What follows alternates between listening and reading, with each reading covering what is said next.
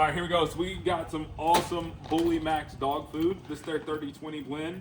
So it does give you on the back of it, which I like, which is how to switch. So you go half day, or day 1 and 2, 70 or 75 old, 25 new, 50-50, 75-25, and 100%. So shooting that over 7 days. Ziggy, you want to get into it?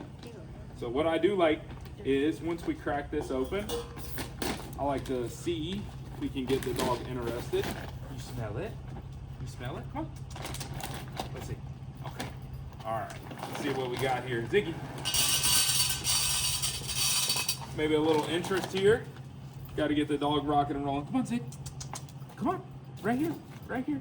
So a couple things about this. I like it does give you all the recommended weight and amount. So that is really nice on the side. You can see like smaller dogs, this can work for anything over the 100-pound dog, up to 4 cups at one time for the recommended eating. What you got on there? Oh, see if we can spoon feed. You just got to warm up to it. We just got to warm up to it.